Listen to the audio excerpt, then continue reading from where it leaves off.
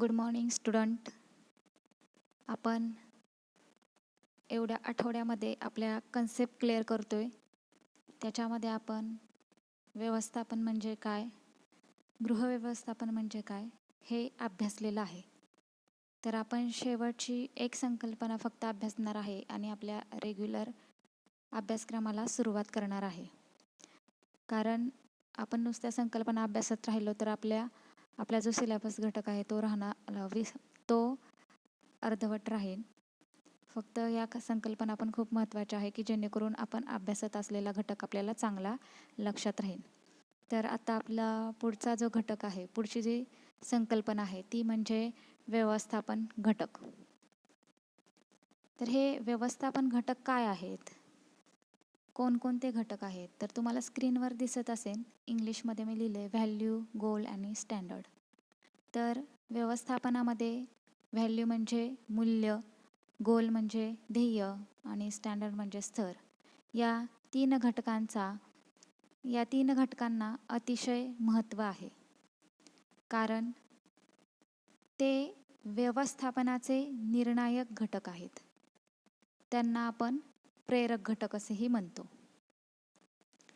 वेगवेगळी कामे करताना किंवा वेगवेगळे प्रश्न सोडविताना प्रत्येक व्यक्ती व कुटुंब सतत पर्यायी मार्ग शोधून विशिष्ट मार्गांची निवड करते. विशिष्ट पर्याय निवडण्याची प्रेरणा या तीन घटकांमुळे मिळते व त्याप्रमाणे निर्णय घेतला जातो. कपड्याची खरेदी करणे असो, मुलांकरता शाळेची किंवा अभ्यासक्रमाची निवड करणे, सहल काढणे, मित्रांना पार्टी देणे, अशा कितीतरी बाबतीत निर्णय घ्यावयाचा असला तर हे घटक निर्णायक ठरत असतात. कोणत्याही गोष्टीला किती महत्त्व द्यायचे हे मूल्यांच्या साहाय्याने ठरविले जाते. प्रत्येक कुटुंबाची काही ध्येय किंवा उद्दिष्ट असतात. ह्या ध्येयामुळे माणसाच्या कामाला विशिष्ट अशी दिशा मिळते. तर ते काम कोणत्या कसोटीला उतरायला हवे हे स्तरामुळे ठरवले जाते. हे तिन्ही घटक परस्परांशी संबंधित असून त्यापैकी मूल्य हा घटक महत्त्वपूर्ण मानला जातो. मूल्यांपासून ध्येय आणि स्तरांची निर्मिती होते. तरी पण ध्येय आणि स्तर यांचा मूल्यावर आणि परस्परांवर परिणाम होत असतो. अशा पद्धतीनं कौटुंबिक जीवनाच्या व्यवस्थापनात मूल्य, ध्येय, स्तर या तीन गोष्टी महत्त्वाच्या आहेत. तर त्यातला आपण पहिल्यांदा मूल्य हा टॉपिक अभ्यासू. आता मूल्य म्हणजे थोडक्यात काय आहे, तर तुम्ही शालेय जीवनामध्ये मूल्यांचा अभ्यास केला असेल. वक्तशीरपणा असेल, नीटनेटकेपणा असेल, सहिष्णुता असेल, यासारख्या वेगवेगळ्या मूल्यांचा अभ्यास केलेला आहे. आता बघा, कुटुंबामध्ये त्याचा आपल्याला फायदा काय होतो. फॉर एक्झाम्पल, आपण वक्तशीरपणा घेतला तर आपण वेळेवर काम केलं तर आपल्या सगळ्या गोष्टी पुढं सोयीस्कर जाणार आहे. म्हणजे आयुष्यामध्ये मूल्य हे खूप महत्त्वाचं आहे. तसंच नीटनेटकेपणा असेल तर घरामध्ये प्रत्येक गोष्ट नीटनेटकी ठेवली तरच आपल्याला वातावरण प्रसन्न आपल्या घरातलं वाटेल. म्हणजे नीटनेटकं मूल्य देखील हे घरासाठी आपल्या खूप उपयोगाचं आहे. थोडक्यात मूल्य म्हणजे काय म्हणू शकतो आपण, तर आपल्या जीवनाशी निगडीत अशी बाब की ज्यामुळे आपल्या जगण्याला दृष्टिकोन प्राप्त होत असतो. बरोबर आहे.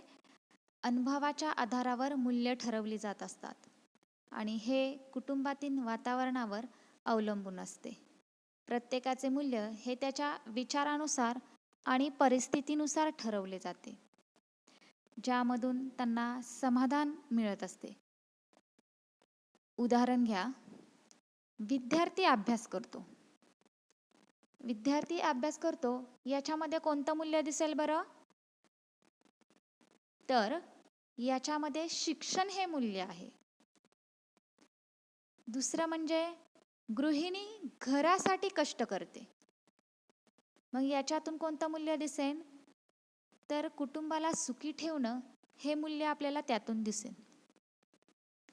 म्हणजेच ज्यापासून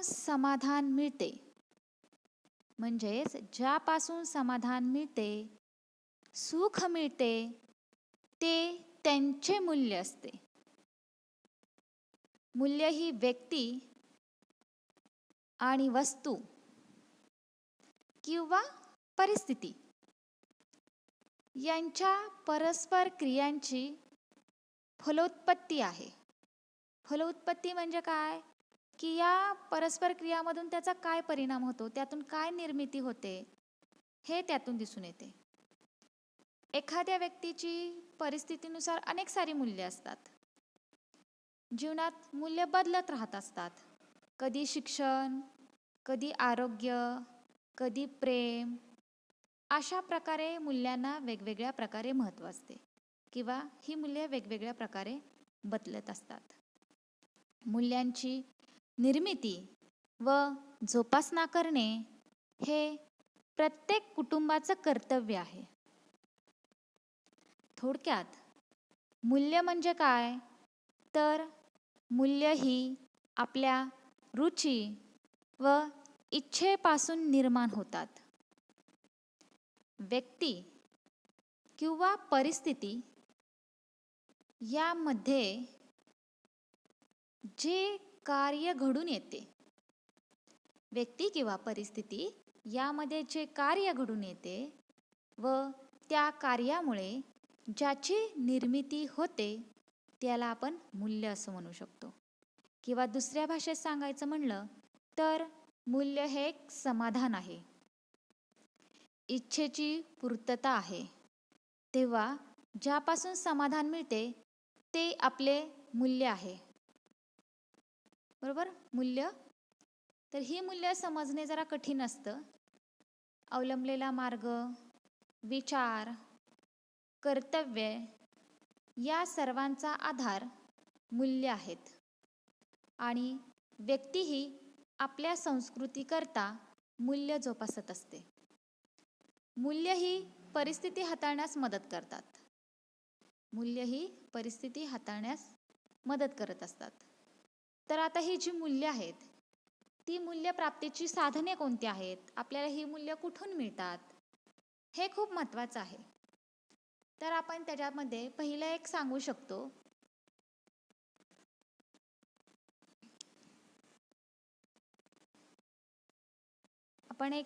पहिलं कुटुंब.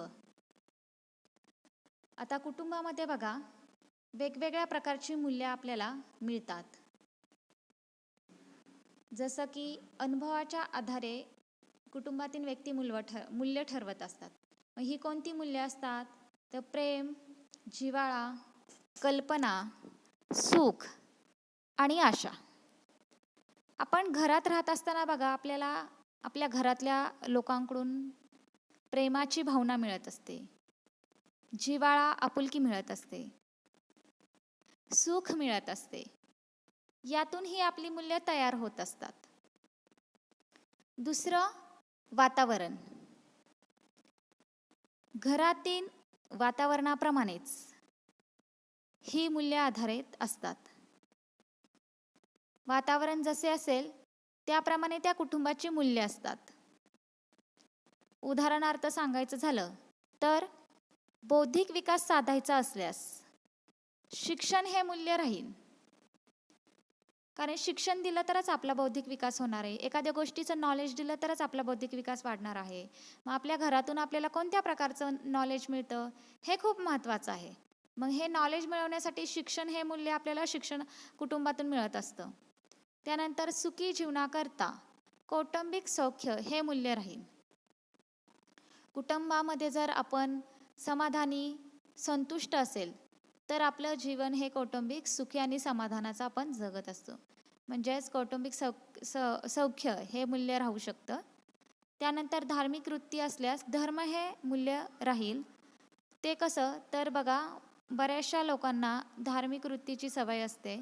काही लोक त्याच्यावर विश्वास ठेवत नाही, पण काही लोक खूप देवाचं करतात. मग त्यांच्यामध्ये देवाचं घरामध्ये म्हणजे देवाचं वातावरण असतं. त्याच्यामुळे घरातील जे लोक राहतात, त्या घरामध्ये ज्या ज्या व्यक्ती असतात, त्यांच्यामध्ये आपोआपच ते धर्माचे संस्कार रुजले जातात. त्यामुळे धर्म हे मूल्य त्यांच्या मनामध्ये रुजलेलं असतं. त्यानंतर आपल्याला समूहाकडून मूल्य प्राप्त होत असतात. ती कशी तर बघा, समवयस्क व्यक्तींच्या आपण जेव्हा बरोबर राहतो, तेव्हा त्यांच्या आवडीनुसार आपली मूल्य बदलत असतात. म्हणजे त्यांना काय आवडतं त्यानुसार आपण आवडी आपल्या मनात निर्माण होत असतात. कारण आपण संगतीचा गुण असं म्हणतो. त्याप्रमाणे जेव्हा आपण समवयस्कांबरोबर राहू लागतो, त्याप्रमाणे आपण त्यांच्यासारखं वागण्याचा प्रयत्न करत असतो. म्हणजेच त्यांची मूल्य आपण आत्मसात करत असतो. मग उदाहरण सांगायचं झालं तर मित्रमैत्रिणींना आपल्याला खेळाची आवड असेल, तर आपले खेळ हे मूल्य आपल्या मनामध्ये निर्माण होते. म्हणजे असं होत नाही की सगळ्यांच्याच मनामध्ये निर्माण होतं.